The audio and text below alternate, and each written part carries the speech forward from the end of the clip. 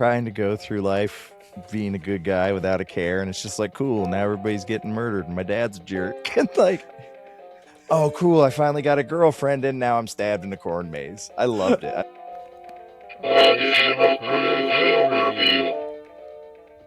It's my civic duty, okay?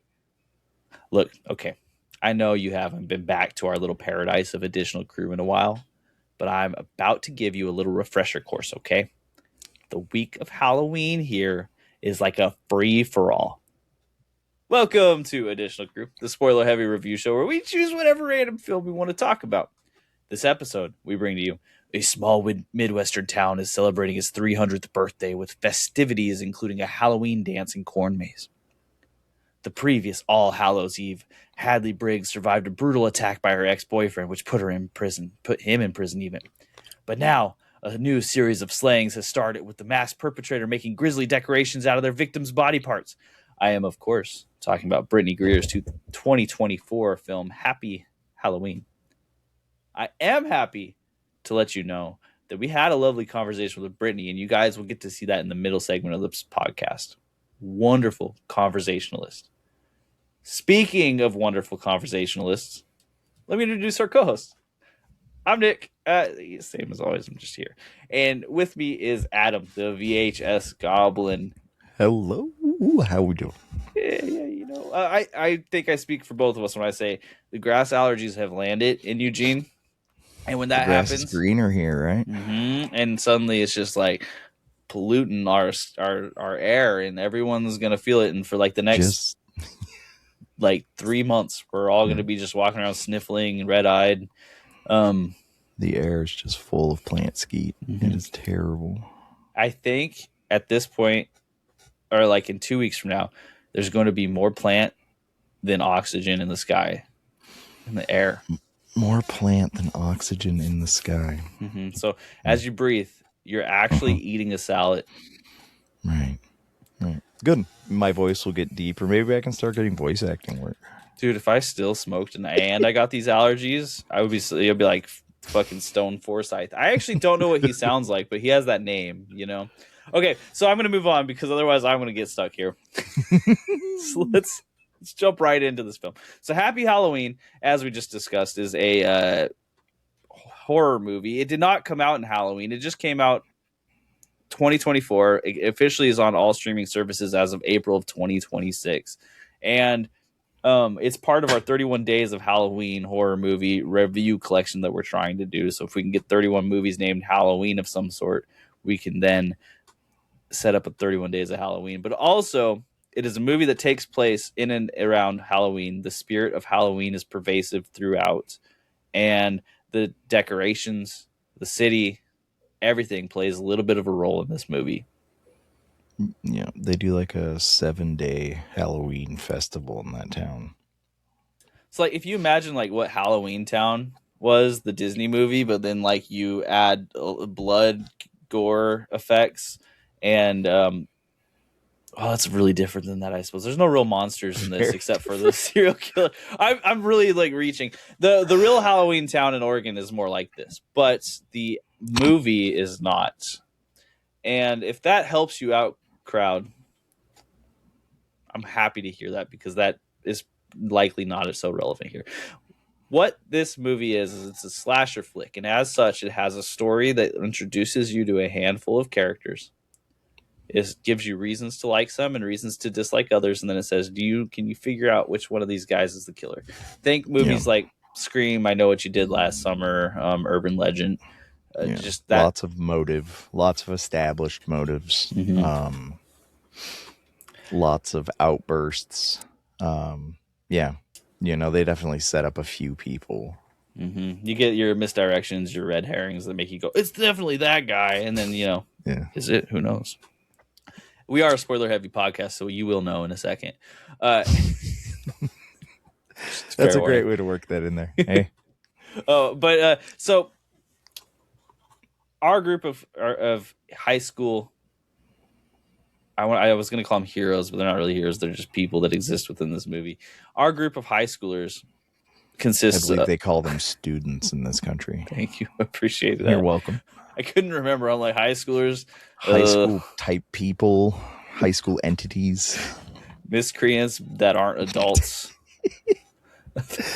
They Halloween celebrators. So we have Hadley Briggs played by Emma Renagle, Peyton Morris played by Aline O'Neill, Daisy Carter played by Cameron Mabey, Kagan West played by Graham Weldon, and Adam Hudson played by Jack Cathart. There's a few more here as well, but these are your main set of folks we'll be following around. And what you learn really quickly is that the characters are both likable. They have a mixed set of emotions. We're following They're them around. teenagers. I know we're following them around, and like it goes from one extreme to the other. Usually with these guys, either they're very very happy, they're jubilant. They do go hot to cold real fast. These kids. I hate you and I'll never talk to you again. To let's decorate for the dance in like the moment of a day. There's good dynamics here, and I think more so than the story, which we'll talk I call about. you up once every couple of days, and I'm like, just we hate each other, and then tomorrow we're friends. It's normal. You flash some blue light on your face, and you go, "You lied to me," and then we go back to normal. It's fine. That's what I love about slasher movies. The drama's awesome. And roller coaster. The drama in this film is strong. This group of friends. Hadley is someone who was stabbed during a Halloween event gone wrong by her boyfriend. Her boyfriend is in the beginning, we believe he's in a psychiatric ward. That one. Psychiatric hospital. Yes. Psychology ward would be like college student. He's not there yet. He's still a high schooler, but he is in a psychiatry ward. And we found it out later. He's released by the cops because the cops like to hold things back until it's very clear that someone's dying. And we watched kind of people. It was criminal insanity, right?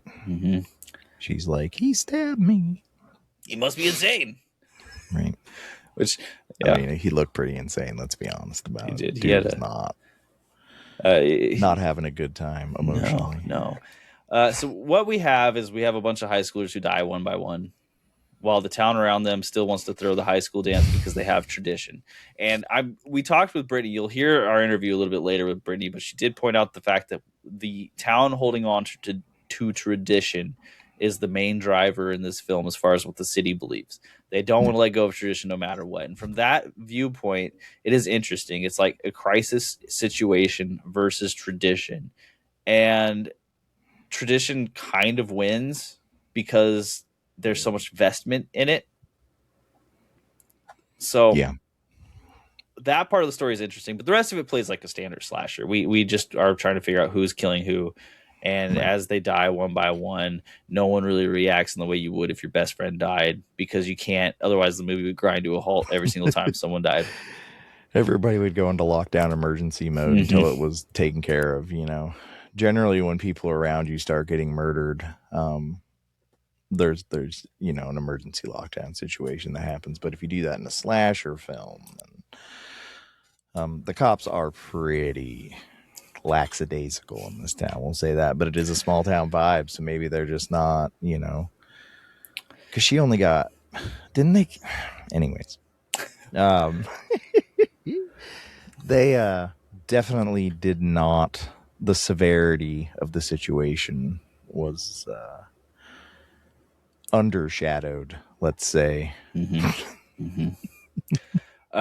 Which I like, right? Because it's ridiculous. Like, that's the only way you can pull off the grandiose kind of movements that were happening. Like, the amount of time it would take him to desecrate somebody in a lawn like that, obviously you're going to get caught if you're doing that. So you couldn't have like those big grandiose scenes without that suspension of belief.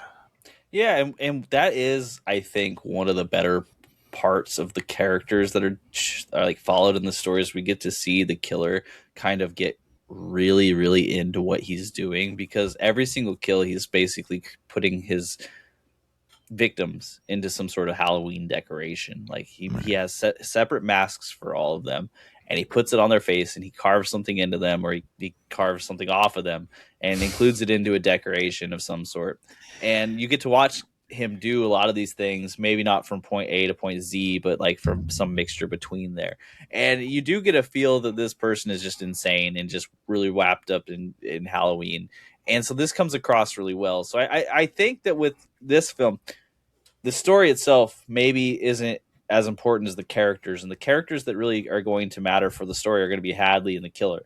And the killer's developed particularly well. And Hadley, I think, is got a maybe not a strong backstory because the backstory is a little goofy, but has a I pretty. liked it. It's not that it's bad. It's just that it At doesn't. least they gave a backstory. When everyone's like, "You lied to me," and they're all really mad at her, I had a hard time figuring out why do they care. It's crazy that they made her dunk on that guy and say, like, I mean, I get it. That stuff probably happens, but like, I was like, oof. Like, yeah, maybe he is trying to kill you because that's pretty messed up. Like, would it have made her accessory to murder? So is that why they're all mad? They're like, "Yeah, you're an accessory to murder," even though like she didn't really agree to that and she just got stabbed trying to stop it. Like, I don't know. I think that maybe I have more empathy for her there than a lot of people would, but I also didn't know the friend that got killed. Yeah, no, getting stabbed's awesome, I'm sure.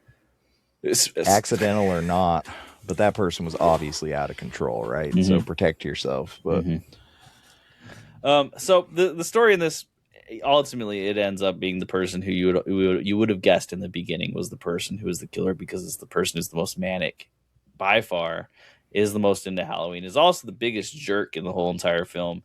And following that, it never exactly points the camera at them as the person who could be the killer. No. But what I do like is that it makes complete sense. When you see it, you're like, oh, of course it was this person. Duh.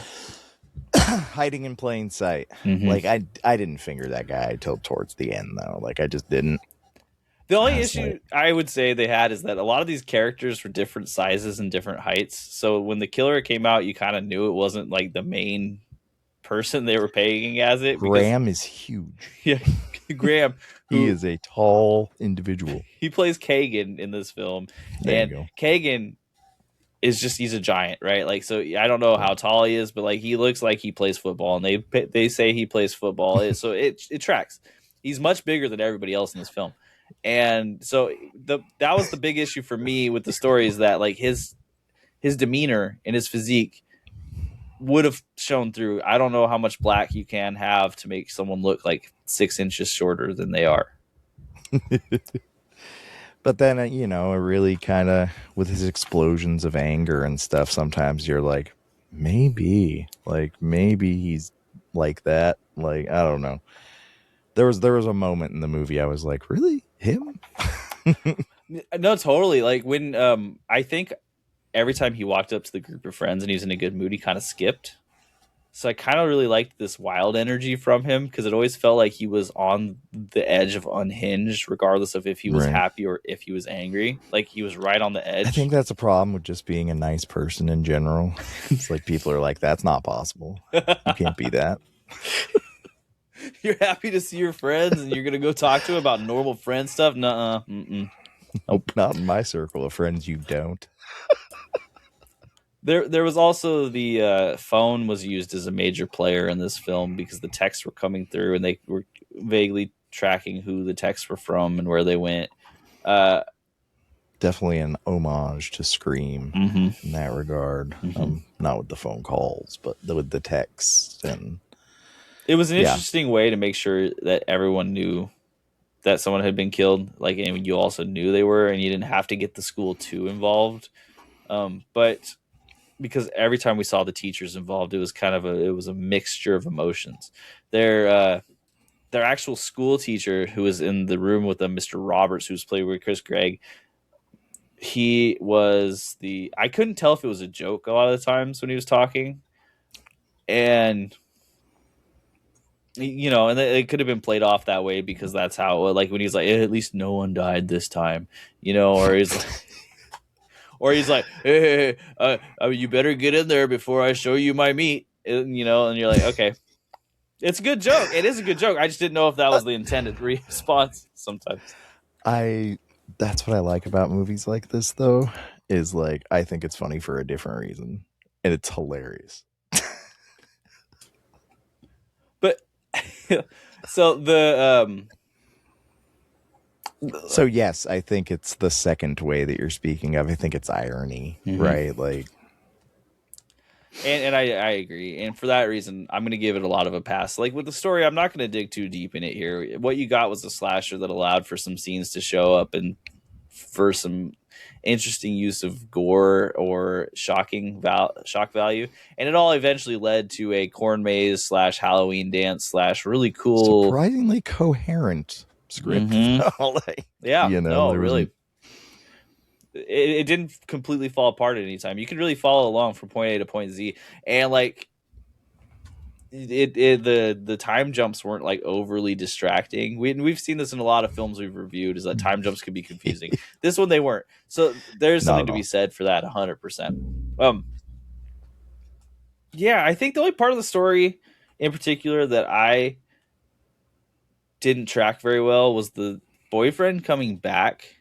So Kurt, played by Seth Sims, he is released from the psychiatric ward and then he gets stabbed again and ends up in a river, floating down the river, and then he gets out of the river and he does like his this really cool like I'm almost dead but I'm not, and then picks up his mask and then keeps walking. So there's potential for sequels, and we love that here, because if you don't get a sequel to these movies, how can you ever really tell what the world is about? They just built the world. It was beautiful. Right, There right. was a lot of big brushstrokes in this film when it came to the scenery, and kind of I liked it. When it came to that, Mm-hmm. I did feel like they opened a few doors. And we talk about that in the interview as well. Is like, seems like that town's problematic, and a good location for Mm-hmm. more hijinks. Exactly, and there was like enough like little subplots that could have potentially been built, like with the mayor and with the sheriff and with the cops, like where they kept laying little down tracks of like, well, they So the don't. mayor was like a fan of the murders, right? He wanted Like, it because it like helped his reelection chances, and it got him like some totally sane. yeah.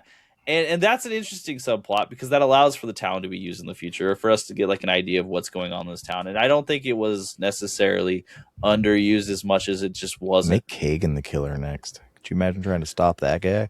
And if he came back, then we have a whole Michael Myers situation. You're right. Yeah, he just shows up again. He's like, "It was me the whole time," but he doesn't say anything because he's Michael Myers. Anyway, so let's talk about acting real quick. Acting.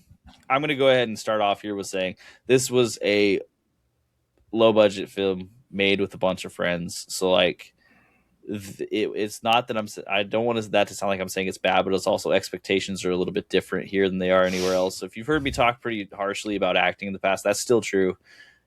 But I also understand there are differences between groups of people, and I know how to use context. So the context here is that these folks are putting together something and they're all in a community and they're trying something without professional training. And for that purpose, I'm going to say a lot of the acting was actually pretty good. Hadley did pretty well throughout. I don't remember any really issues with that. Peyton also did well. Then this is Aline O'Neill and Emma Renagle. Kagan, my main issue with Kagan was just the complete switch of emotions in certain scenes all at once. But like that again, He was my favorite character. there's something that's so relatable to that character. Like him. I just liked the guy. I get it. Just trying to go through life being a good guy without a care, and it's just like, cool. Now everybody's getting murdered, and my dad's a jerk. And like, oh, cool. I finally got a girlfriend, and now I'm stabbed in a corn maze. I loved it. I loved his character. He was innocent the whole time. He's just a dude. Okay, but when he's in the corn maze and he's like, well, you don't want to do something fun. All right, I'm gonna go hang out with Daisy. The change immediately is so funny, and he's wearing the toga, and the toga was an enlightened choice by whoever made that choice, because it was the exact right costume to make sure that no matter what was happening, you took it not too serious, and I mean that in a good way, because we were entering into this like last little bit, and it gets really That bloody. scene where they're all in those outfits and he's got the toga on. I'm making her that custom VHS case. That's the picture I used for the back. Yes. It was perfect, and I mean that like because it gets really bloody. Honestly. And it gets kind of nasty at the end in a good way, and like so including the toga always keeps it kind of a little bit light, you're not getting in too deep emotionally on this one because that's not what it's here for to do. Right. And it's the only nipple you see in the movie. which that's a feat within For itself. a slasher. Adam Hudson, who plays Jack Cathcart, he's the guy with the long hair and the bandana. Always an interesting choice for me when the bandana gets thrown on under the hair because it reminds me so much of 80s hair metal that I can't stop seeing it. The whole time I'm like, just Airheads, the movie. I'm just like, was he in Airheads? Like, he's got the perfect look for that. Perfect look. And he jumps from being protective to being like over the top funny to just he does a pretty good job about keeping in his lane as far as what a character of his would be. Like, there are some emotional jumps here, but he's making good choices throughout with this character. I'm gonna be real, there's two characters that I thought maybe didn't play as well, and that was the Mayor West character, and we only didn't see him very much, but every time we saw him I think it just felt flat. Maybe it's because he's like one of the few adults that we had too. There's a potential that's the issue. Yeah, sure. And then the teacher, like I said, I just didn't know what vibe he was really trying to give off, and that's where I get a little tripped up. Where I'm like, okay, are we being funny or are we being serious? I like weird, man. Like uncomfortable. No, it's fair. It's fair. I really think like everyone else kind of did their part, right? Like there are things I can nitpick maybe, but they're like they'll get better if they keep doing it. So this is one of those like national championship here, though. Like that's what I will say. Beyond that, I think I agree with you on most of your points. The actors, I think, all did a great job. There's lots of community theater acting going on. But there's some people, especially Hadley, definitely transcended that by quite a bit. I felt like I'd be surprised if she doesn't get a lot more roles. She's very good. Everybody seemed like they were having a good time, which is the most important thing in any movie of this budget. That is the make or break for me on acting. Are people enjoying themselves? Because if they are, then it's fun, and it's fun to watch. And so, yeah, everybody seemed great. Like they were having a really good time, and some of the acting was actually really good. So that was a nice surprise. Yeah, I 100% agreed. I will give a little bit of a shout out to Daisy, because Daisy didn't have necessarily the most wide ranging of roles, but him having to come in and be the class clown / asshole, and him bringing that energy to every scene where he had speaking words. Like, you didn't like him. Every time he talked, you're like, why the hell he talk to this dude? You're like, how do you hang out with this guy? Yeah, like, you guys all hate him, right? Like, it's very clear based on what he's saying and what you guys are saying. You guys don't even like each other. I worry that I was that friend. Everyone's got a little bit of that worry in the back of their head. And if they don't, they might be that friend.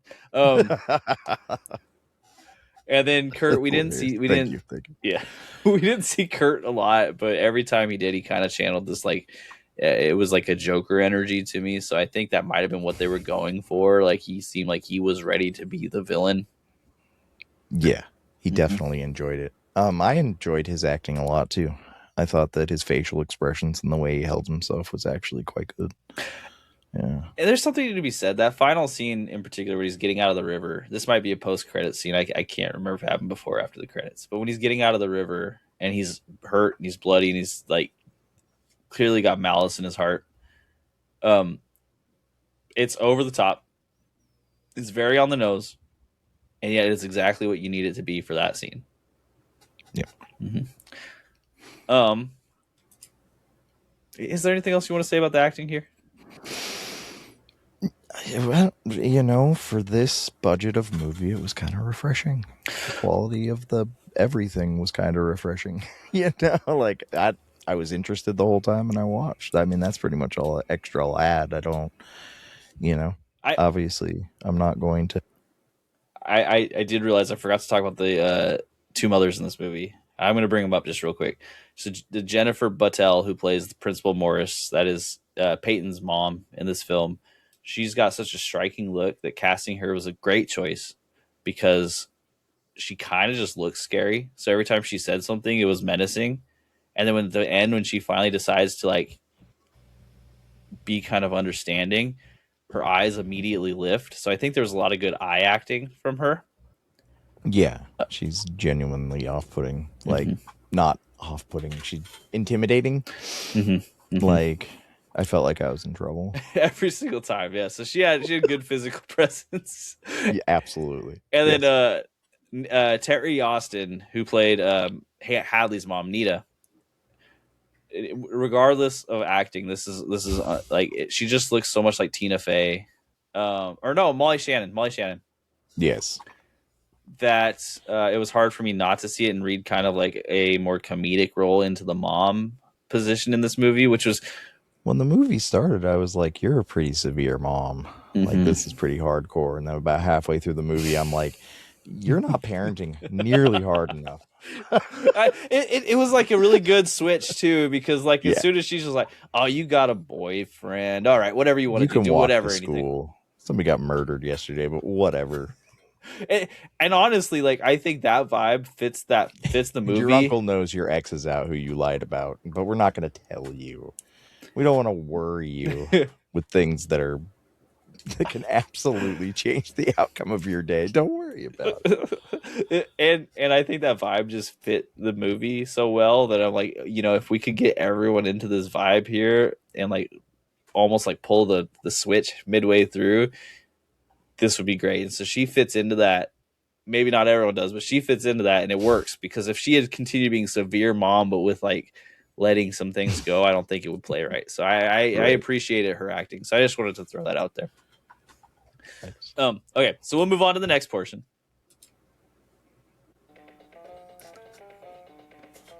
Interview with Brittney Greer. Welcome into Additional Crew. Nick and Adam here today, speaking with Brittney Greer, writer and director of the film Happy Halloween, which released across all digital platforms on April 14th of this year. Brittney, thank you for joining us. Thanks for having me. I'm excited. I like talking. Absolutely. Perfect. We love talking to people who make movies. That wouldn't really make any art, so we appreciate your time. Let's go ahead and jump right into these questions. Oh, I was just going to say, loved it. I had a really good time with it. Love fun horror films, slashers. So I have a lot of questions around that stuff, but what a good time. Great movie. Thank you so much for being here. And thank you so much for introducing us to this movie. I appreciate it. Thank you. That's what I tell everybody. It's not like you're not going to have nightmares. It's just fun. Like, it's like you're going to have a good time like that. And that's what I want out of horror movies, is I just want to have fun. Heck yeah. Here's my first question. It's related to the masks. Were any of the masks for this film custom made, or were they all like store bought and found? So I bought them all and then I hand painted them. So I changed, like I just needed like the shell essentially. And then I went and just hand painted them to like one of them is not like a old lady looking witch. Like, it is something completely different. And then we just painted it that way. Same thing with the pumpkin mask. It wasn't a pumpkin mask. Like, I just painted and like put like I sprayed some stuff on it and let it dry and then painted over it to give it texture. But yeah, we're hoping if we get to do another one, there's a specific person we've talked to that makes custom masks. So I really like what you did with it, though. It gave it a really like handmade feel to it. They didn't look generic. Like, it was really nice what you did. The work, like, yeah, they look great. Especially in the corn maze when he's playing. I don't know. For me, I thought that they were all completely handmade. They were really, really great. Thanks. Yeah, we wanted it to feel like he was painting them. Like, you know what I mean? Like that he painted his own. So everybody got like a different Halloween experience with each mask he chose. But yeah, like my favorite's the skeleton and the pumpkin. Those are my two favorites.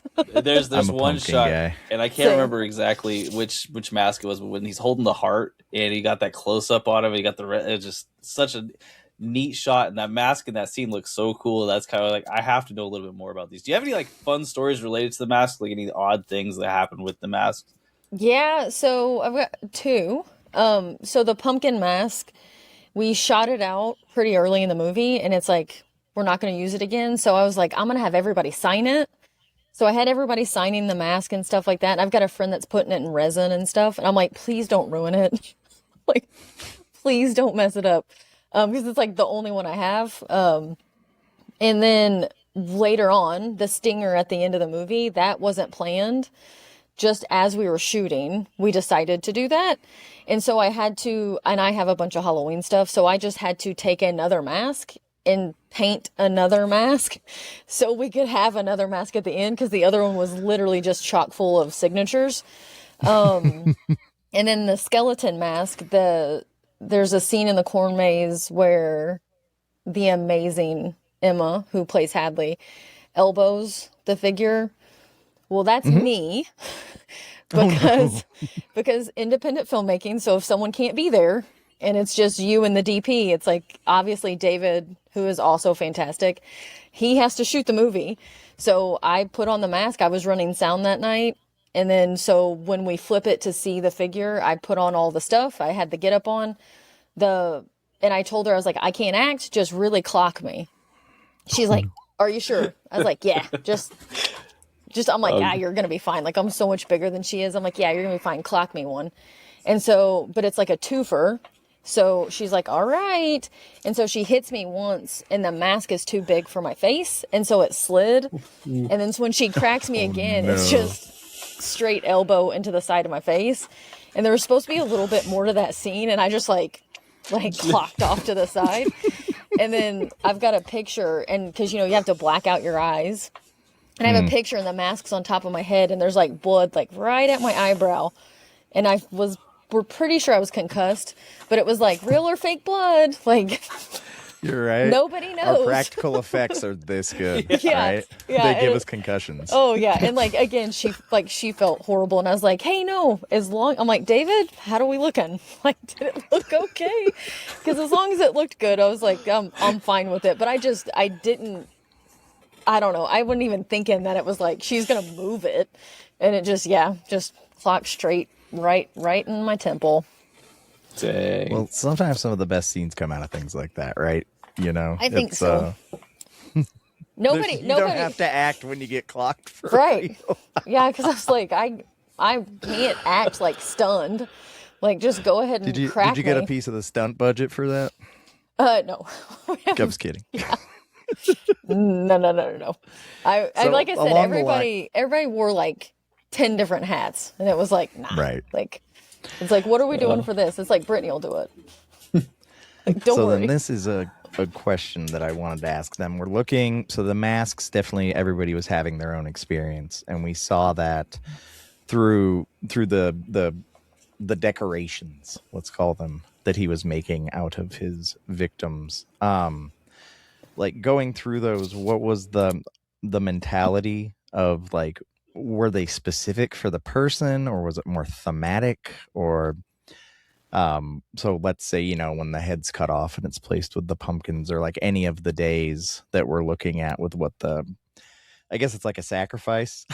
Yeah. And what that is thematically, what did those mean? Because I was very interested. So this, like, no spoilers, I guess. But so the character is very much so in love with Halloween.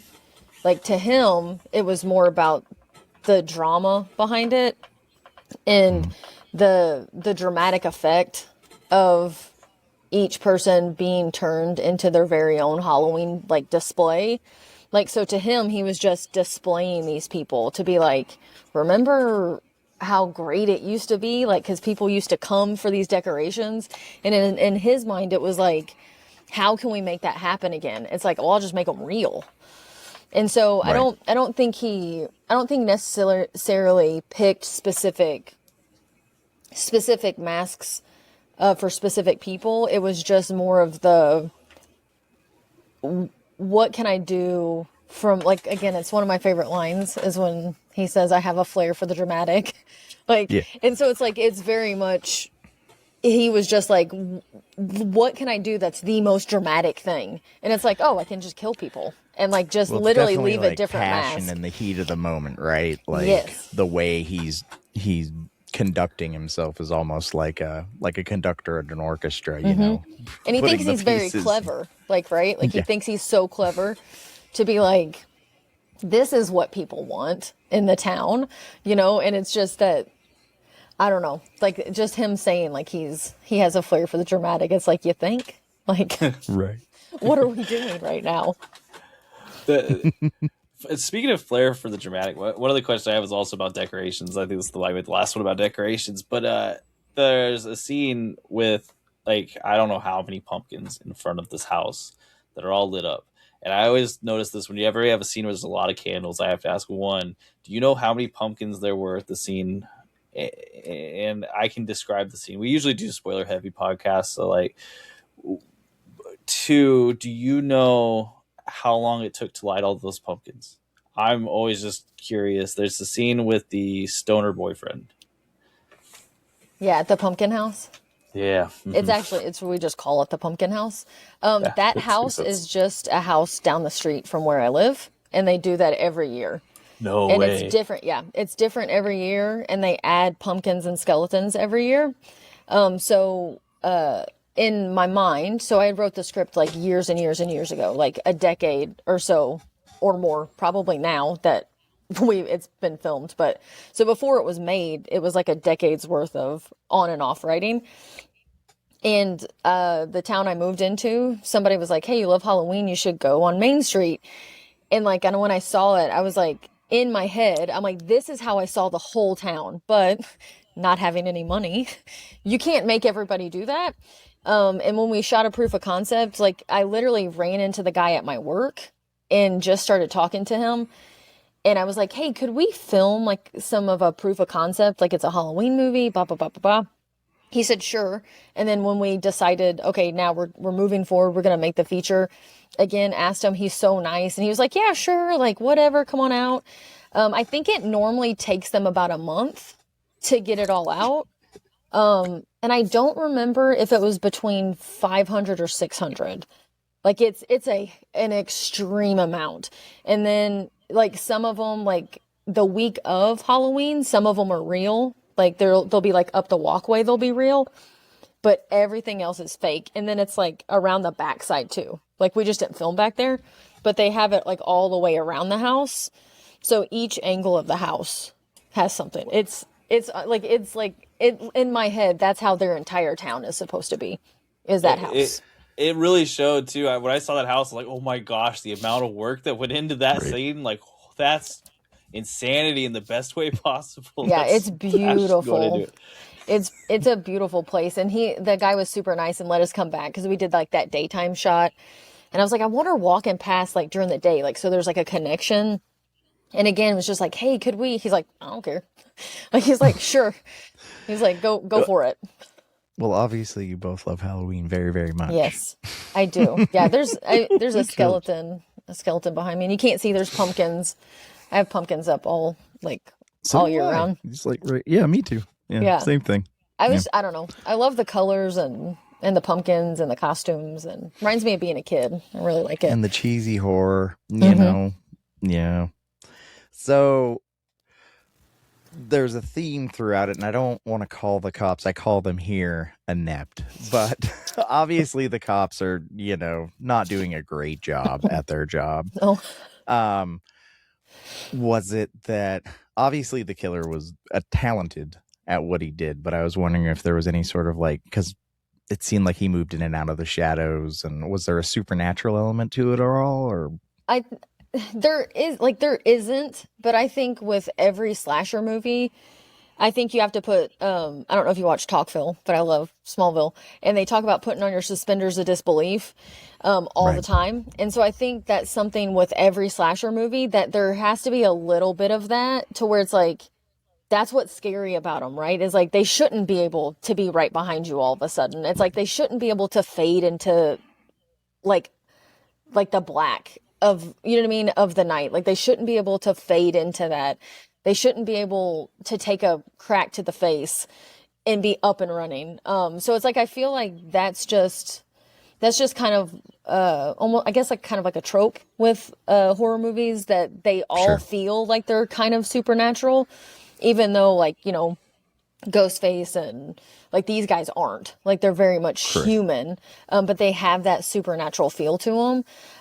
And I do feel like the deputies and the police officers, like I do feel like they're, I don't want to say like they're not intelligent. Like I just think it's one of those things that they're all in such disbelief of like, there's no way this is happening, right? Like because the whole entire town loves Halloween so much. It's like, can we just push it aside? Like besides the sheriff, like everyone's like, let's just pretend it's not happening because we need this like how to important happen. the dance is for the community. It's like, what are you talking about?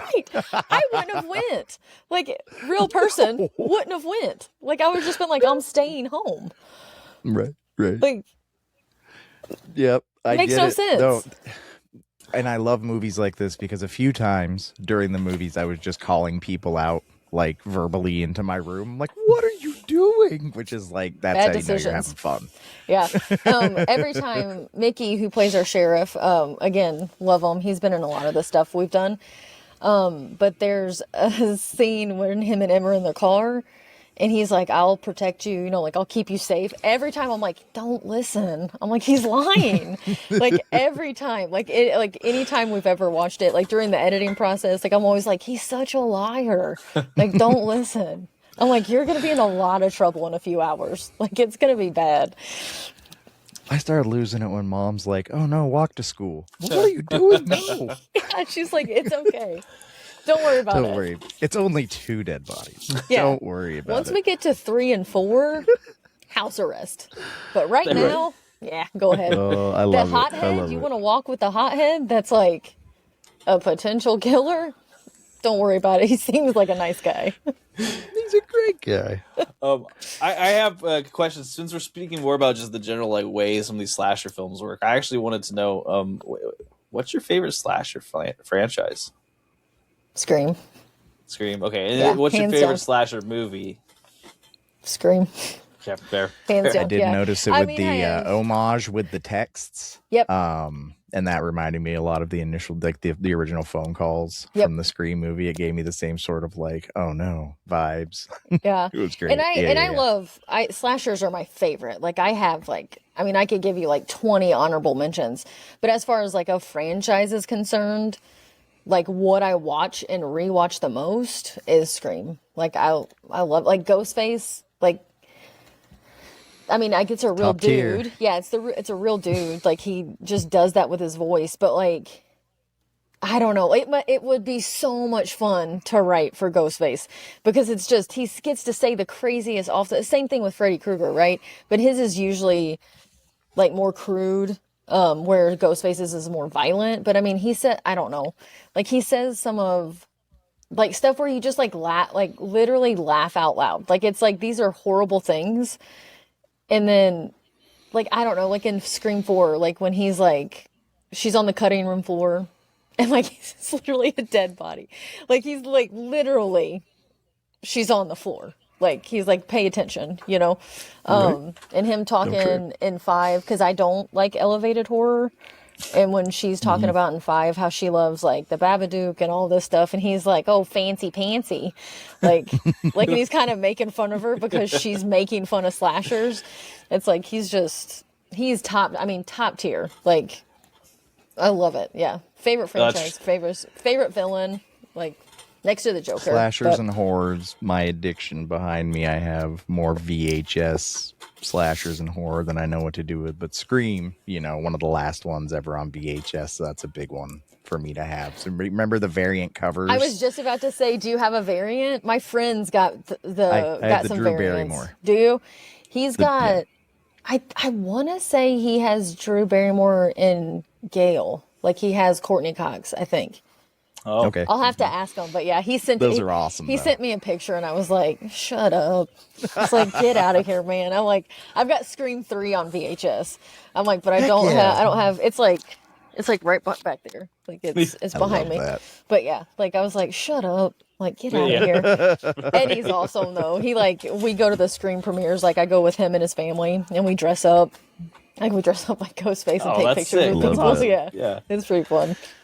So since we're kind of in this vibe of talking about slashers, so maybe not as much of a supernatural element, but it seemed like, and since we've talked to you, I totally see where it's coming from, but like the town had this ability to infect people with Halloween, and like this put them, the exact word I don't know, but like they were entranced by it, and kind of nothing could be wrong. It's Halloween week, we're just going to keep doing all of these things. And Yep.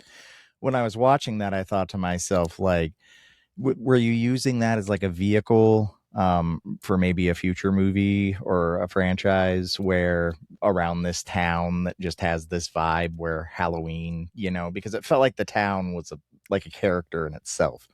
Yeah, and again, like I said, if we would have had money, like it would have, like there's a scene where she kind of looks and it's like her POV and it's just like an empty street. So again, like originally that would be all lit up, Right. but empty. And it's like creepy because it's like, oh man, this town that loves Halloween, there's all these decorations out, but there's no trick-or-treaters. Like nobody is out. Like, and it's just like that. It would have been like an eerier feeling, I think. But yeah, I do think the town feels kind of like a character within itself. Because I think I was trying to play into like that nostalgia of like when you're a kid, like, these people are getting to where they're almost graduating, they're about to be like going to college, and it's like, I don't know, it's almost like as you grow up, they tell you have to leave like childish things behind. It's like you have to leave those, like the older you get, they're like, you shouldn't trick or treat, you're older. And it's like, yeah, but wouldn't you much rather kids in high school trick or treating than going out drinking and getting into accidents and doing all this crazy stuff? Like, so I feel like the town, like, I feel like they were almost hypnotized by the nostalgia of like, let's keep this here. Like, let's not lose this. Like, let's not lose this vibe, this feeling of like how you felt when you were a kid. Like, just keep carrying it on. And again, like when I was a kid, that's what you did. It didn't matter if it was a Monday night, a Tuesday night, a Wednesday night. Like you trick-or-treated on Wednesday and then went to school, and everybody just knew school was kind of like, we're going to give everybody a break because they're in sugar comas. And everybody decorated. It was a huge thing. And yeah, we weren't going to. We used to run house to house, right? Oh, like, yeah. It was a huge deal. Yeah, you would get in a car and they'd drop you off and you got taken to all the grandparents in your costume. Like it was a big deal. And like and I think for me too, it's like, I wish I lived in a town, like that Hocus Pocus, like when like the sun starts to set and like there's like the skeleton like that pops out of the coffin and it's like, ha, like laughing, like all that stuff. I don't know. It reminds me of being a kid, and I just felt like with their town, it's like, it almost felt like the town and the grown-ups were like trying to like be like, this is tradition, like don't lose it, and like even letting people die, they're still like, don't lose it, like we can't cancel the dance, we've never done that. Community's important, right? Yeah. And so like to them, they're like, we don't care if people are dying, like this dance was expensive. They're more like, who's handing out the full-size candy bars this year? Exactly. Yeah. Sit over at Kagan's house. Yeah, who's got the Hershey's? Like, what are we doing? What are we doing, guys? But we weren't going to do a sequel. I had no desire, like, writing it. I was like, I don't see anything, like, past this. Because I was like, are we going to have another Halloween movie? Like, they can't do another dance. And, like, that's what's so cool about this, I think, is the corn maze. And so I was like, we can't do that. But anyways, I don't know, like as we're doing, I loved everybody we worked with so much, and the characters that make it. Like I love those characters so much, and it turned into. I redundantly say this during these sorts of things, but you can tell when people are enjoying the work that they're doing on a movie and the passion put into it, and it makes the movie so much better. And watching this, we could really tell that everybody was having a great time, and that they were, it's this emotion you get watching these people on the screen that's like, that looks like they're having the best time. making this movie, and it really kind of locks you in on the characters and really makes you care about what's going on. And so That's awesome. Kudos on that. That was awesome. Thank you. I think everybody had a good time. Everybody acted like they had a good time. I had a great time. I had a fantastic time. Now you're gonna get a text. Yeah, they're like, FYI, we're not coming back for the sequel. But yeah, like after we were done, like we were tinkering around about it, and then we did the premiere, and like having like Emma and Aline like come back, and Graham, like anyways, like seeing all these people again together at the premiere, and it's like me and Emma started throwing out ideas like, what could we do? And then I was like, okay, so the first one's like Scream meets Halloween. And I'm like, and they're all about traditions. So the sequel, if we ever get to do it, we have to have a budget this go around, but it would be I Know What You Did Last Summer meets Friday the 13th. Whoa. And they're at camp. And it's another town tradition. Like something that they're doing is another. I do enjoy camp slashers. Yeah, me too. So again, it'll have that 4th of July. It'll have that 4th of July vibe. But same, like same town, same. So it's pyrotechnics. Yeah. Again, we have to have money because there's a fun death. Like there's a pretty fun death that I'm like, it's like David, when he was reading it, he was like, Brittney? And I'm like, I know. He was like, that's how you know you did good. Yeah, he's like, can you do it? You're like, because I did the makeup effects. And so he's like, can you do this? And I was like, nope. We're going to have money because I can't do it. I was like, there's 3 really big things in here I can't do. I was like, so need funding. There's nothing I love more than good practical effects. Oh, right? That's my favorite. This movie was chock full of them, and cheers. Love it. Thank you. Excellent. Yeah, it was pretty exciting. One of them, I don't know, 3 of them I think worked really well. And one of them is near the end, like when it's like pop, pop, pop, like when a lot of stuff happens. Yeah. And I'm on the ground. Like, I couldn't even see it. Like, we did it. We rehearsed it, and it's in a oneer. Like, all of that is in a oneer. Oh, wow. And we rehearsed it, and we only did 2 takes. We had 2 sheriff shirts. We did 2 takes. Yeah.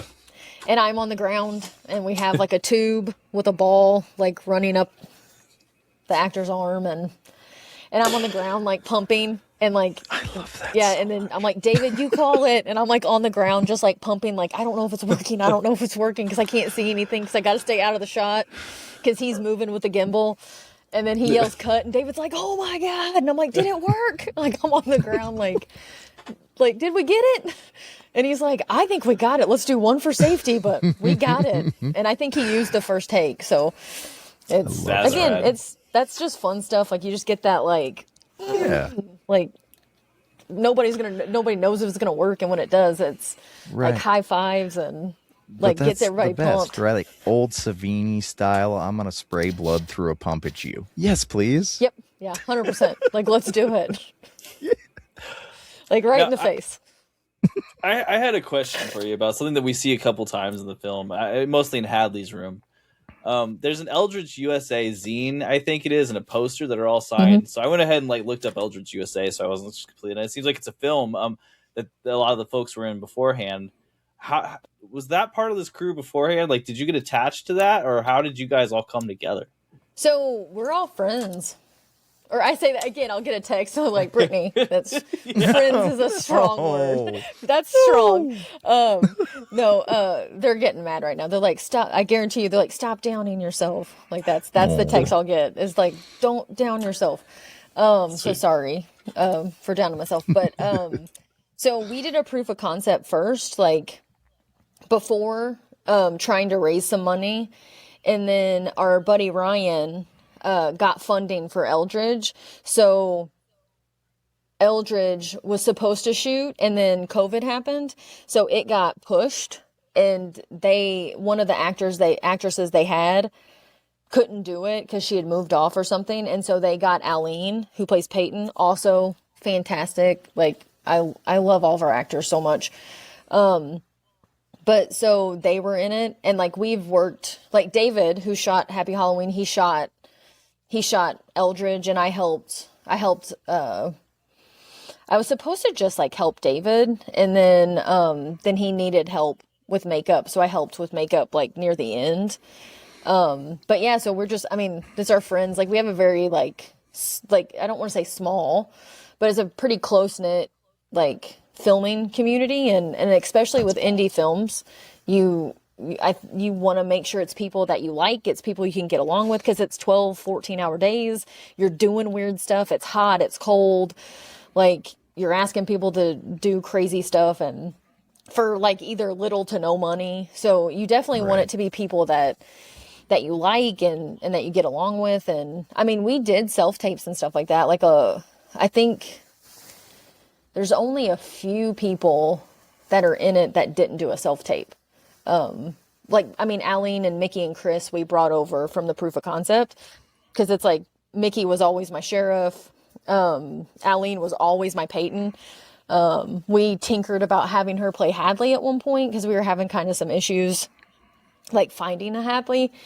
And Aline was like, I think you guys need to look at this Emma girl because we were having trouble casting Campbell, and we were like, let's switch it and it'll be a girl. Like a girl's gonna be up on the scarecrow. And so Emma sent us a self-tape, and I get excited very easily. And so they gotta bring me down. Like, and we see this self-tape, and I was just like, that's Hadley. Like as soon as she came on the screen, I was like, I think we found Hadley. And so I tell David and Aline, and I'm like, guys, she's Hadley, right? Am I dumb? Is she Hadley? And they were like, calm down. But yes, she is definitely Hadley. Like, and David's like, we got to tell her she's going to be the lead of this movie. And like, it's like, it's going to be a lot. And yeah, and she was just like, we did like a little FaceTime with her, and she's like, oh, I love horror movies. And she's like, when we started filming, I didn't know, but we started filming one day, and she was like, yeah, I saw the proof of concept a while ago and was like so bummed I wasn't in it. And I'm like, oh, you wanted to be in the proof of concept? And she was like, yeah, like, she's like, it looked cool. Like, she's like, I love scary movies. And I don't know. So like, I remember like I was on cloud 9, and David's like, I'm like looking at David, and he's like, I heard like she wanted to be in the proof of concept. He's like, now she's in the movie. Like way better that we've got her for the movie. But yeah, the beginning of that, the zine, you had me sucked in. Very rarely do you see a good zine or zine laying around anymore. Yeah. We live in Eugene, Oregon, so like we're kind of in a place where every now and again you might find a punk zine laying around. But you know, I'm of the age where that was like how we talked back in the day. So it's lovely to see. And that's a prop from Eldridge that I have signed. Like it's just a prop I have the signed, and it's like we worked on the movie, and like most people don't notice, but if you really look at that poster, Graham and Aline are in that poster, like real big. Like so, hilarious. 2 of our actors are there, and that stuff had to be put in digitally. So it's like we set dressed the other wall, and how we were in the room. You don't see that set dressing, and like we kept thinking, oh, we're gonna pan around, so let's not move it. And we don't see it. So our buddy Ryan, like, we were like, put some posters. So they're just digital. Like, so he just put some posters up digitally, like, in the room. That was awesome. I'm sure, I didn't catch that at all. Yeah. Yeah. No, I'm sure he hated us because because it was very tedious. Because we're in that room a lot. But like, yeah, he like, and we were like, put up an Eldridge poster. Like, most of us worked on it. Like, how cool is that? And then you got me to look it up, so awesome. Yeah, really. Yeah, I'll have to tell him. He'll be jazzed. I'll be like, hey, FYI. You should watch it. It's fun. It's a horror comedy, but it's a musical. Oh, okay. 100% will. Yeah, with zombies. It's pretty fun. Okay, then. Mm-hmm. I mean, I was sold before. Yeah, it's pretty. it's pretty fun. It's a fun movie. You give me a Lovecraft reference, and I'm pretty that much there for it. So it is. It's all Lovecraftian, like all of it. That's Ryan's big thing. It's awesome. I'll tell him. He's gonna be excited that you looked it up. How could I help it? You know, it looks interesting. I think just a couple more questions, and one of them you've kind of given me a lot of memories already. But do you have one specific favorite on-set memory that you're willing to share? Oh, can I share 2 if I'm quick? Yes, you definitely can. So I have like every day, but I've got something from every day probably. But so the very first day of filming, I'm a very emotional person, and it was very much a labor of love. having like all these people come, like no budget, like having them come and like give their time and the care to like something that meant so much to me. So the very first day, we're filming and we're doing the stuff with Mickey and Emma. And we'd only had self-tapes from Emma, and we did like a read through like over Zoom at one point with some of the actors, but it was like her first day on set, our first day filming. Mickey's there, so it's like her and Mickey, and they're sitting in the vehicle and they're talking. And shout out to David, because I love colored lights, and David's like, I got you. So he's fantastic. It looks so good because of David. So shout out David for being awesome and epic. But so he gives me like my blue and my green, like in the vehicle, and he's about to drop her off. So I'm sitting there and I'm like sitting on a Apple box, like sideways. And David's like, here, put on these headphones. And he's got me a monitor, and I'm just sitting there and, call action. And like that first take, like I almost started crying, because I was just like, oh my God, like, I don't know, like, I'm like, this is happening. Like, this is real life. And like, I just remember like looking around, I don't know, like that was like very surreal. Like, and it was just like please don't start bawling on set. like don't. But what a huge deal to watch your story come to life. Oh yeah. And like hear her, like, I don't know, like there's the very first take, like she did this, like, cause she's looking this way, and like she just does this like look, and like her her eyebrows like go in, and there was just all of this emotion. And I like looked back and I like look at David, and David's like we've got something. Like, let's go. And then Aline, because again, she got Will Trent, and it's something that me, her, and David had talked about way before pre-production. Like, we had plans in place in case she got this part. We didn't know at the time what it was. In case she got this part, like, we were going to rearrange her schedule and do all this stuff. Because I was like, I'm not making this movie without Aline as Peyton. I was like, I will not be recasting her. It's like, we just won't make the movie. And so we had plans in place. So we had filmed a bunch of stuff, and she hadn't been there yet. And so I remember it was our first day with the kids, and it's like outside our school. And it's like the first day they all come together. And I remember like everybody was there, and me and David are talking about our first shot. And David is way taller than me. And he just like, he's looking over my head and just goes, and I was like, what? And I turn around, and there's Aline. And like Aline just like comes running up and like hugs me and like hugs David. And I was just like, again, it was just that, okay, like this is happening. Like, You're here. And Aline's like, of course I'm here. Like, what are you talking about? I'm like, I don't know. Like, I'm like, I see you. Like, you're tangible. Like, you're here. And it was just like all of the kids together, like for the first time. And I say kids, but like our group, like all of our group together for the first time. It just, I don't know. Again, it was just like one of those, like I just kind of felt like I got hit.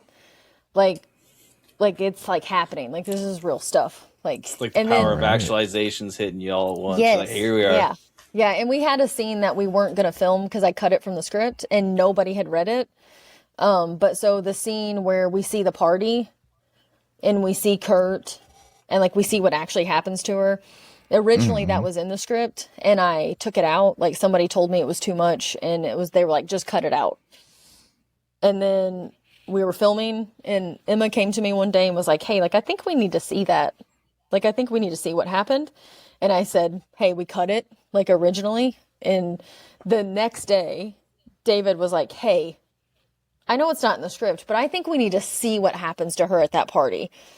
And I was like, okay, we're going to do it. Couldn't find the original draft, so I rewrote a scene real fast. And I told Emma, I was like, if you can find me two guys. And Seth had, which again, I love Seth. He's so great.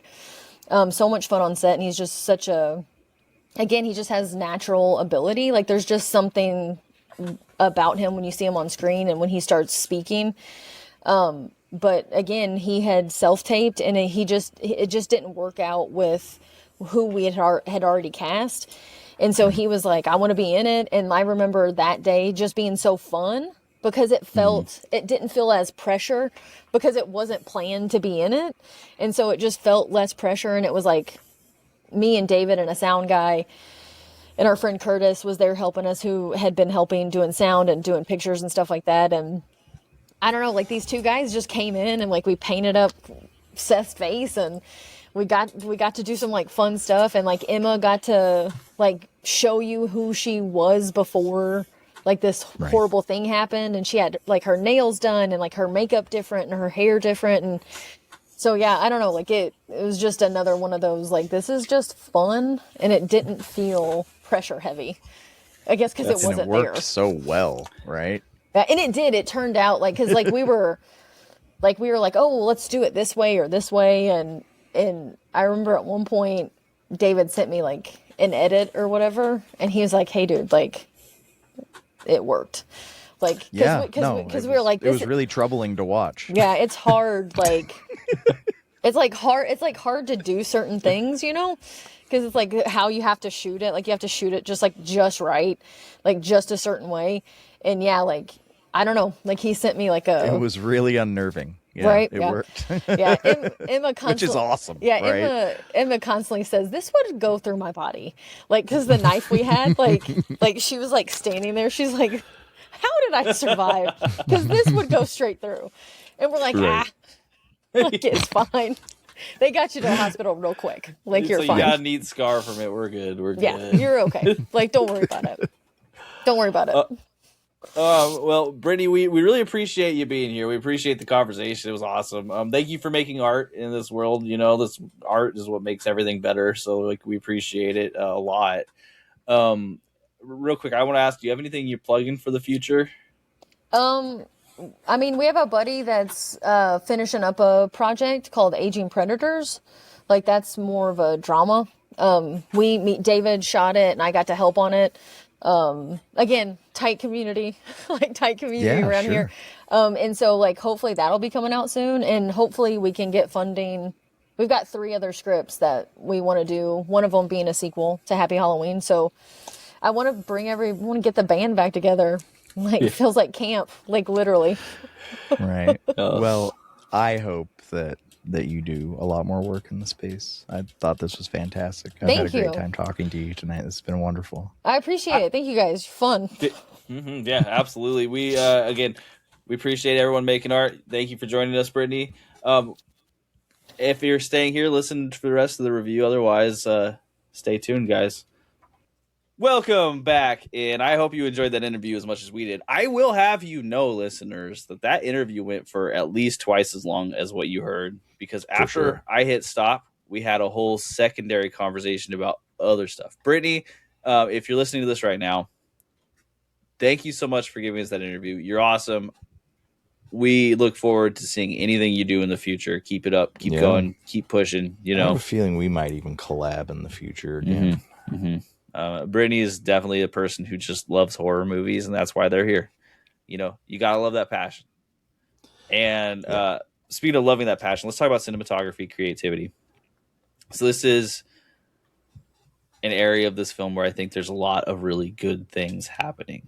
So definitely the movie's strongest point. Before we even get into the special effects of the film, which there are quite a few that are all physical, I just want to talk about the actual cinematography of this film, because I actually really do believe that this film had a lot of very nice, very cinematic, very awesome shots. Like, it just looked really good. Their use of light without having somebody like a ton actually of light storyboarded scenes. something. Yeah. I know, right? Yeah. It was awesome. It looked great throughout, and they hit the colors. Like, they had in the maze they had the matching pink and blue, like, or I can't remember if it's pink and blue, pink and green off the top of my head, but they had that perfect. The scene where Daisy is holding that heart, and he's got the red mask on, and he's sitting in the driveway, and he's kneeling, and he squeezes the heart, right? Like, maybe a little bit goofy on its face, or a little bit too over the top bass, but the shot was perfect. It looked excellent. And then at the end, you get to see how they're making these shots. And they don't have like a whole studio's worth of lights. They just have like a stick that changes colors and a camera. And it looked awesome. So I want to give a shout out to the way this film looks. Like, the people you've got running lights for you, the people you got running cameras for you, they're doing a phenomenal job. And the special effects, how she was talking about she's laying on the ground with a pump pumping away to get the blood spraying, and she's the director and she can't even see the shot, and they only have enough to do 2 takes, and it's like, let's rip. Yeah, I love that so much, so in the creativity department, awesome job all the way around. We'll get to that too, but I just wanted to say practical effects are like my drug of choice, and like, thank you for sacrificing your body on the ground running a pump to make blood spray, rather than being up. And yeah, anyways, awesome. No joke. I think there was one special effect in particular that always gets me, that looked just amazing in this film. I mean, and I'm not saying the rest didn't, but this one in particular really got me. And it was when Daisy died. So it was a really good time to have an awesome special effect when they stabbed him through the mouth with the knife, and his mouth is open and you see the knife go all the way through, right? Like, that sounds simple, but like the fact that they got that to work so well with physical props and no money. Yeah. Wonderful. And it worked really well. Yep. The people's bodies as Halloween decorations, like, I don't know that they were all on the same level, but the head used as a jack-o'-lantern. I liked the kind of like organ spreading that they did of the one that was like very like cobwebby, but like it looked more, instead of like, it looked more like a deconstructed body than anything, it was awesome. Yeah.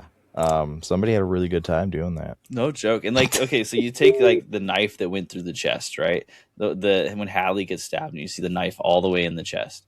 That scene, it's fake, because there's no way this can happen possibly, right? You're in full on suspension of disbelief mode at this point, and you're looking at it and you're like, okay, well, let me see how it's fake. And you can't quite pinpoint it because it's actually done pretty well with the right angles, so that way you can't see the seams. Right. Just like she said, though, that knife would destroy that poor girl. Knife's as big as she is. Yeah, no joke. But like, I'm just like, realistically, the thing that I think I was most impressed throughout with this is how this movie looked. This movie looked really good. So you're the cinematography guy with the camera angles and stuff, but like, from somebody who's kind of a neophyte about that, like, it seemed really well done. Like, it definitely was, we've said it before, but like punching above its weight when it came to a lot of those things. Like, it was well thought out, and like, you noticed that in something like this. And just great uses of lighting and great uses of spaces. Like, we talked about in the interview, that pumpkin house, and finding that pumpkin house and getting it set up and shooting in front of it and making sure the owner was cool. These are good moves. Great moves are made around this. Yeah. And if that guy's doing that every year, just go record it every year for B footage. No joke, for real. My gosh. The dude's cool with it. Be like, can I just record for 3 hours? Thanks. Just let me get everybody walks by for a little bit, and then we'll speed that up, and it'll be our segue to Friends forever. But yeah, no, really though. So I love that. That was great. Good kudos to y'all for this part of the film, because it looked good the whole way through. It was awesome. Sound. I'm gonna be a little less positive here, so I'm gonna let Adam go first.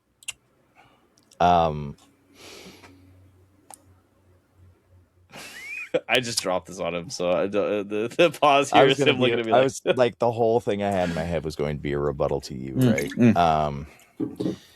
It was obviously soundtrack adjacent to other horror films. It feels like a lot of time was put into the ideas behind the storyboard and things like that. And I think that with the soundtrack, you see where they didn't spend as much time in post, or time in thinking of how important the music actually is. That being said, I love some corny background techno beats. Like, get after it. Like, that's great.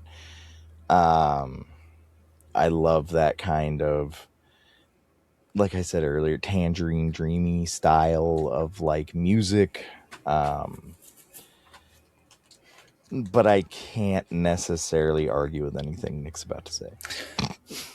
So here's my argument, and it's not really an argument. Yeah, it's just kind of just it's an observation more so. So there are soundtracks that clearly have defined horror for a long time, right? And you can't really miss, like, all of the more popular soundtracks have elements of these movies in them. But what I will say is this movie, the Halloween soundtrack, and I'm talking about John Carpenter's Halloween soundtrack, it was just a little bit too close to that. I couldn't stop thinking of Halloween every time I heard the songs. And you and I might be hyper aware because we're the kind of people that have the soundtrack on vinyl and like really dig on it, you know, like that's the thing, is it's exactly like I've seen John Carpenter live, and like, you know, you don't really do that unless you like these movies. Anyway, so like every time I'm hearing it, and the hard part about doing that is, one, it reminds me of a classic slasher flick that's one of the top, 5-10 slashers of all time, and every time you do that, 3. Top, exactly. It could be top number 1. I'm not even like, I'm just trying to be uncontroversial on that number because I didn't think it through very well. But you can't remind me of that movie in the middle of another slasher flick, because I'll just keep thinking about it. And the unfortunate part is that movie's so good that if you remind other people of that movie while we're watching the other movie, there's a comparison that happens, and we don't want that comparison. You create a comparison bias. Now, because through your soundtrack. Exactly. And I was thinking you could have picked any other notes. Yeah. And so that's my whole thing with the soundtrack. Now, there were like, and Tangerine Dream will probably write you a soundtrack for your movie if you ask them. They write a lot of soundtracks, like a lot of soundtracks. They do whatever they're asked to do. They're not getting paid a ton, I can almost guarantee you, on some of these. Yeah, so that's the first part. The other parts are more nitpicky. Like, you're not really getting it unless you're paying attention pretty close on it, right? So like, I think there's quite a few times where they're starting to add reverb to people talking when it didn't make a lot of sense. It seemed like there was some, like, maybe technical issue that's happening with mics. Trust me, I get it. Well, that's life. It's there, but that is life. I get it. Yeah, exactly. And it's like they're talking to each other. They might be getting picked up with each other. Go listen to their Terminator podcast. You'll see that I'm not an expert on sound, so I'm not trying to tell you that like this is a faux pas, but it's just there. And hard soundtrack cuts. So there were a few of them where it's just in the middle of a scene, the soundtrack song would end and then start again, but the notes don't match at all. So it'd be like da da da da da, and you're like, oh no, it's so loud. As far as anything that like happened post-production was sound cleanup, I think what you're talking about was the most egregious thing. Like, you just can't.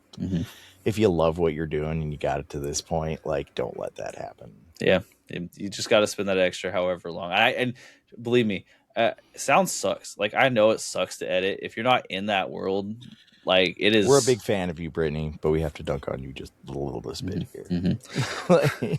This is the one area where it just kind of like there's clear improvements to be made, and that's not to say that whoever put the soundtrack together isn't impressive or like musically talented. They just need to like work on differentiating it a little bit here, because again, if you're inviting that comparison, like basically every single horror movie fails in this comparison. Me and Nick love movie soundtracks. Take ownage of it, and just, I know it's not easy to make your own music, but like and I suppose the hard part here is I like was sitting with this movie. It's on streaming, right? So I had to like have these headphones on while I'm watching, and these headphones are really good at picking up all the little notes. Oh yeah, I was hyper aware. Super hyper aware. I did not watch this in surround, like it it was straight in. So it might have played a little differently on other headphones, but I was hearing all the notes, and so I didn't hate it though. I didn't hate the music. Thought it was aight. Right. Speaking of music, I'm sorry if everyone just heard my kid scream in the background. It's probably bedtime, and he's upset about that. So yeah, it's really important to stay consistent and have no hard cuts, especially in sound editing. Yeah, I mean, consistency is key in any film or any video that you make. The consistency's off, people will notice. And especially if your main method of giving it to the people is through streaming, because people, like I said earlier, they have these headphones on, they're hearing every single thing you're doing. You get a lot more scrutiny than just people hanging out watching on their TV far away. Yeah. Mm-hmm. Like the soundtrack though. Touches a Tangerine Dream, obviously knockoffy, but man, nostalgia bait, work good. There's and I know I kind of like dunked on it a little bit earlier too, but there is it without having the callbacks to older films. There's something good going on here, so it's just trust that uniqueness and that creativity you have with the soundtrack, right? Like you don't have to like lean into the old school slasher all the time with this part. So you got a good taste. Express it. Yeah, absolutely. Editing, pacing. Let's talk about editing and pacing. Did you have? I'm going to ask you this question because I don't necessarily have a ton, but I'm going to ask you: did you have any issue keeping track of time in this film? Surprisingly brisk, being that they went to school every day and like it was throughout the week. There was already like this preconceived timeline of what was happening, and then it seemed like there was a major event on every day, which really like capstoned that this is today. No, and the pacing was actually kind of brisk. It was nice. Yeah, I agree. For me, this movie didn't have any points of real drag, and where it would have, you had the parts where like Kagan's screaming, so it fills that part in pretty well with something that's entertaining to watch. So, editing, pacing for me, this is another part of the film that I think is particularly well done. You didn't just waste a bunch of time making something; you kind of like got us through it. You showed us the cool parts, and you made us care about the characters. Yeah, no, I didn't feel like I was being weighed down with. With a movie like this, the last thing you want to do is too much exposition. Just keep the ride moving. Like, I appreciate so much that you didn't make us watch one of Kagan's football games. Like a lot of. I'm kind of mad that I didn't get to now. But like it wouldn't have added anything unless like Kagan really is. Make the sequel and make it a football slasher. And Kagan is the quarterback of a college team this time, right? But now, Kagan's dead. Oh, never mind. Kagan comes back. It's okay. We don't. It's not important. Dude's by the river. I don't know. That guy doesn't play football though. He could. Honestly, I would have. Here's the thing: Kagan could have been a really good center for Kurt's quarterback. The other way around doesn't make any sense. But with, this is the problem with knowing football. It's hard. Oh yeah. Anyway, editing, pacing, that it was great. I don't have any issues with the editing and pacing. Not at all. And as we talked about earlier, the editing definitely lends itself into the cinematography, and I really like the way this film looked. So overall, this is the package where I think you kind of had the best pieces of the film were in the way it moved and the way it looked. Yep. Yeah, the setups were great. There wasn't too much talking, enough talking to build exposition in the way that you knew what was going on without knowing what's going on, sort of thing. So there was a lot of misdirection that was well implemented, and the whodunit was well implemented, and yeah, it's great. Yeah. So let's move on to our final couple sections here. Your 3 favorite scenes of the film. Adam, I'll just go ahead and I'm going to bust mine out here, okay? All right. So we got my first favorite scene of the film is Daisy holding the heart in his hand with the red mask on while kneeling. We talked about this earlier. I just think it's a wonderfully set up shot. It's a nice piece of photography, honestly. And it's way over the top stylized. I mean, I kind of even dug the way he shakes his hand when he squeezes the heart. After that scene was done, I tried squeezing something to see if my hand shaked if I squeezed it hard enough. I don't think that's realistic, but it did add to the scene. Soon Kalema rule the world. Yes. And it just gives you that feeling that this killer, despite the fact that he's killing people, he's carving faces, he's really lost his mind. He's an artiste. My second favorite scene is absolutely when Kagan yelled, "You lied," after Hadley explains what really happened the night she got stabbed. The rage. It was just I don't know that I would say this is like the second best scene in the film. However, it is the second most entertaining for me. I was cracking up and like, well, I don't know what happened, but Kagan just tapped into a whole different center of his character. Yeah, right. Well, that was the point. I was like, maybe he is killing people. Mm-hmm. He seemed to go off the rails real quick. When he looks directly at her, like, you lied, and it's just like, oh Right? my He's gosh. like 4 times as tall as she is.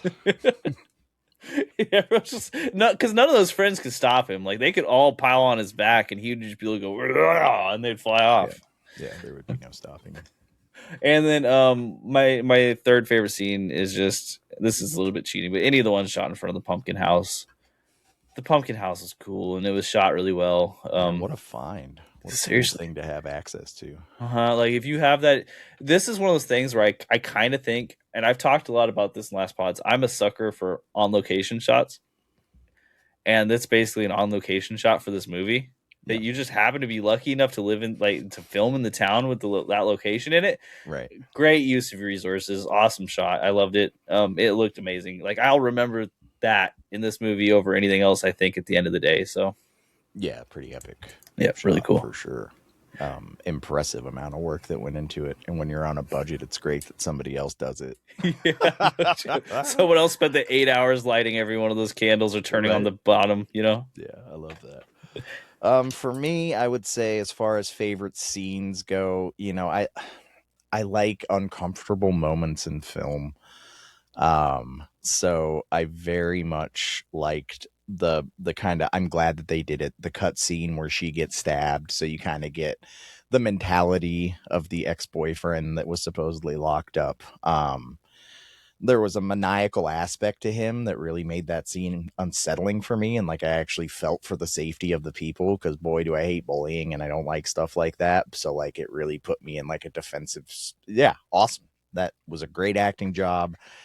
I liked everything about it, especially how they brought the dress back into it at the end, and so I really like that scene a lot. I would have to say that like anything surrounding kind of the practical effects, like I could just be like, here's 18 scenes with practical effects, but I don't want to like dilute them because they were all pretty cool. But definitely the one where he's kind of doing the intestine art in the yard and like has like lots of time to do it, and there's the music playing and it feels really artistic, and I just, I'm giggling at stuff like that. I'm like, look at him go, which I thought was really funny. And then I really enjoyed like the entirety of the corn maze at the end. Tight shots, tight spaces, everything was moving real quick, and the practical effects were on like max display. It was a lot in a row, and saying that's one scene is tough, but it is kind of one scene. The corn maze there, it takes a while, but there's just so much cool happening during that. Also in the beginning with the corn maze where they've got the guy and they're hanging him up with the mask and all that. That's kind of like cool. Bookends a little bit. Yeah. The corn maze, one thing I really liked about it was the inclusion of Bozo, whoever he was, the cop guy, because he added a little bit of like that funniness to it. And then the one thing that really got me is when the teacher was talking about his meat. So I love uncomfortable things. It's just so funny. They get to the end of the corn maze. Like, oh, look, it's our teacher. Like, yeah, go in there. Let's get my meat out.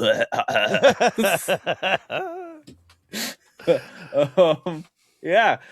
So let's see. Let's talk about end of movie reviews here. All right. So I'm gonna do. I'm not really gonna like bust through all of this here, okay? Because like again, there are movies where I think if I go by my rubric too closely here, we're gonna just like, it's just gonna be unnecessarily mean to a movie, because it doesn't make sense to compare it to the same thing as like a movie with a $10 million budget. It just doesn't. So this film, I'm giving it a 6 out of 10. Nice. Yeah. It's not perfect by any means, the soundtrack being the biggest detractor for me, but I think for what you're going for here and for the expectations of folks who are going to watch this movie, I think you've done a pretty darn good job, everyone who's involved with this. Like, no one's going into this not understanding what it is. You know what I mean? And that sounds like a real big detraction. but it's not, because that's just the fact of indie horror movies. You know, Yeah. there are very few that can do a $10,000 budget and turn it into a Hollywood level production. Yeah. And Especially where all the actors are enjoying themselves. yeah, exactly. This one tried, and it made a fair effort, and I think it's worth the watch. And people who really like watching people make movies are going to love this. Yeah. And that's why it's going to get a bit of a higher score from me. One, I liked the soundtrack. I like things that are purposely obtuse like that. I got it. I don't know if I was supposed to get it, but like, I think I did. For me, like low 80, 81 out of 100, as far as slasher films go, an enjoyable watch, something to just sit down and have a good time and put on. There was nothing overly anxiety causing about it, or like anything that made me feel like uncomfortable. It was just good fun. That goes a long way with me, especially with these kind of movies. Like you're not trying, I mean, you're being gross, but you're not trying to gross me out. It's uncomfortable, but you're not directly trying to make me uncomfortable. You know, we've watched enough movies like this to know that sometimes there's lines, you know, when you come to slasher movies. There's no nudity in this film. There swearing? If there is, it's not a lot. It's one of the most family friendly slasher films as far as that kind of content goes I may have ever seen. So I would say it lines up with like Scream, along those lines, like something that's like not so off-putting that no, you got the Mutilator the other day. You know what I'm talking about. Like there's just certain movies that can't be enjoyed by large swaths of people because they're just so depraved, you know. And I don't know that I would call this film depraved or exploitation-y. No, I keep thinking, I read the novel American Psycho a while back, right? And I've watched the movie, and the movie in comparison is like a family movie compared to the novel. And I keep wondering if someone's Like ever going to Angela's make Ashes. right. It's like That's there's the no most brutal book of all time, and like the movie's brutal, but no. right. It's like, yeah, there's no rats eating someone alive from the inside. You know what I mean? Like, and thank goodness for that, like little reprieve. Right. But like, so But it that's might. something I enjoyed about this movie. It didn't feel like it was really like trying to push on my like get super anxious and upset and like defensive, you know. It was more like, yay. It was, yeah, it was tapping into that, like the fun vibes of the slasher of the 2000s, in my opinion, you know, and it did that well. Even like sleepaway camp vibes, you know, without the nudity, of course. These were high school kids. How dare you? Well, and they didn't, except for Kagan's toga. Yeah, well. So they couldn't put him in a toga and not show that. I mean, anyway. So, thank you, Adam. Thank you, Brittney. I appreciate everyone involved. Brittney's awesome. I hope you guys listen to that conversation. If not, go back and watch it, and do listen to it, because Brittney is an awesome person who I think has a lot of good ideas, and hopefully we see more from Brittney. We rolled another hour after we clipped off, and we just did not stop talking horror movies. And like, that's, you know, specifically my wheelhouse. I've started Nick. I gave him a trauma film, so now he has a trauma film. I'm trying to corrupt his collection with dirt. We throw the trauma in there, and all bets are off at this point. Here we go. Yeah, I opened the door. But yeah, so check it out, and thank you so much for appearing on it. Brittney, show up, and any of you other folks, if you're listening to this from this film, I hope you get in a movie and hit us up. We love interviewing any of these actors, any of the folks who do it. So, like, you know, we're around. The next movie you'll see on this channel is going to be Brotherhood of Justice from 1986. That is a Keanu Reeves, Kiefer Sutherland, and Billy Zane action flick. It's the made one for about TV. Superman and his two brothers, right? Not quite. This one is about a bunch of folks come together and decide they're going to stop drugs by being in a fraternity, and maybe they learn a lesson, or maybe they don't. Watch the movie, check it out. It's a made-for-TV movie. Yeah, so check that out. But until then, Town Pride. Town Pride! Yeah!